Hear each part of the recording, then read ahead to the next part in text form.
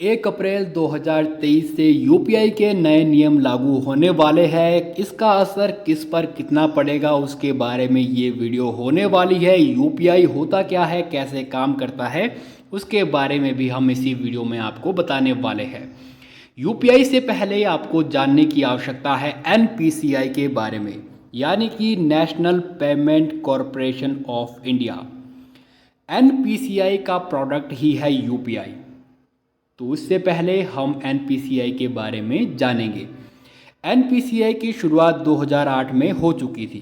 तब से लेकर इसने बहुत सारे प्रोडक्ट लॉन्च किए हैं, जैसे कि RuPay, IMPS, UPI, NFS, NACH और भी इसके बहुत सारे प्रोडक्ट देखने को मिलते हैं। अब बात करते हैं यूपीआई के बारे में, यानी कि यूनिफाइड पेमेंट इंटरफेस। यूपीआई एक ऐसा तरीका है जिसकी मदद से आप कहीं पर भी, आपके पास इंटरनेट होना चाहिए तो आप अपने बैंक अकाउंट से कहीं पर भी ट्रांजैक्शन कर सकते हो, पैसे भेज सकते हो। अगर आप ऑनलाइन बिल का भुगतान करते हो तो वो भी आप यूपीआई की मदद से ही करते हो। अपने किसी दोस्त को, अपने किसी रिलेटिव को आप पैसे भेजते हो ऑनलाइन, तो वो भी आपका यूपीआई की मदद से ही हो पाता है। तो यूपीआई के बारे में तो हमने जान लिया, लेकिन अब इसके रहते हैं नए नियम। नए नियम 1 अप्रैल 2023 से नए नियम लागू होने वाले हैं। तो क्या है भाई नए नियम, उसके बारे में बात करते हैं। एनपीसीआई ने कहा है कि, एक सर्कुलर में कहा है एनपीसीआई ने कि 2000 से अधिक अगर ट्रांजैक्शन होती है तो उस पर 1.1% भाई देना पड़ेगा। और वो आपको नहीं देना पड़ेगा, वो देना पड़ेगा दुकानदार को।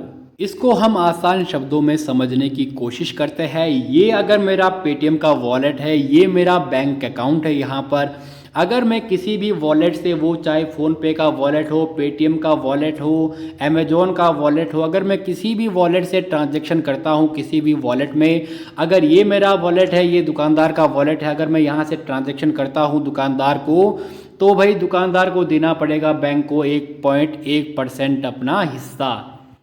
जो भी 2000 से ऊपर की ट्रांजैक्शन होगी उसी में ही, 2000 से नीचे की ट्रांजैक्शन बिल्कुल फ्री है। 2000 से ऊपर की ट्रांजैक्शन अगर होती है तो उसमें दुकानदार को देना पड़ेगा अपना 1.1% हिस्सा। वो भी तब अगर मैं वॉलेट से ट्रांजैक्शन करता हूँ। अगर मैं वॉलेट से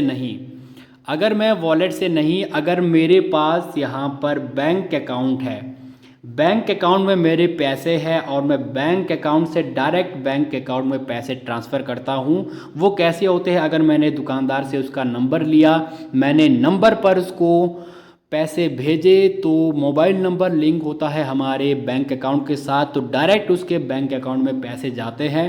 तो वॉलेट का यूज़ इसमें नहीं होगा, तो आपके जो 1.1% है वो भी बच जाएगा दुकानदार का भी।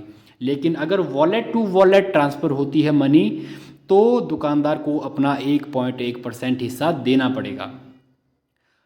आसान शब्दों में समझिए, यहाँ पर मेरे पास वॉलेट है, वॉलेट से वॉलेट ट्रांजैक्शन हुई तो 1.1% हिस्सा कौन देगा, दुकानदार देगा। अगर मैंने उससे नंबर मांगा और डायरेक्ट मैंने उसके मोबाइल नंबर पर पैसे भेज दिए तो bank account to bank account होगा, लेकिन आपको अपने बैंक अकाउंट का यूज़ करना पड़ेगा, वॉलेट का नहीं। तो 1.1% हिस्सा देने की भी ज़रूरत नहीं होगी। तो यहाँ पर आप देख सकते हो, ये मेरा फ़ोनपे का वॉलेट है और ये मेरा बैंक अकाउंट है। अगर मैं यहाँ से फ़ोनपे के वॉलेट से मैं कहीं पर भी पैसे भेजता हूँ दुकानदार को, मैं दुकानदार की शॉप में गया, मैंने 2000 से ऊपर का सामान लिया, 2100 उसके बने, तो अगर मैंने अपने वॉलेट से 2100 रुपये भेजे तो 1.1% हिस्सा उसका दुकानदार के वॉलेट से कटने वाला है, खाते से कटने वाला है। लेकिन अगर मैं इस सिर्फ़ और सिर्फ अपने खाते का यूज़ करता हूँ भेजने के लिए और उसके मोबाइल नंबर पर मैं पैसे ट्रांसफ़र करता हूँ, तो 1% एक हिस्सा भी नहीं कटने वाला है। अगर मैं अपने बैंक अकाउंट से मनी भेजता हूँ उसके मोबाइल नंबर पर, तो कुछ भी नहीं कटने वाला है। ये है नोटिफिकेशन एनपीसीआई की ओर से। तो यहाँ पर जहाँ जहाँ पर लगा है ये चार्जेस, वहाँ की हम बात कर लेते हैं। 0.5% फ्यूल पर है, 0.7% telecom, utilities, post office, education, agriculture पर है।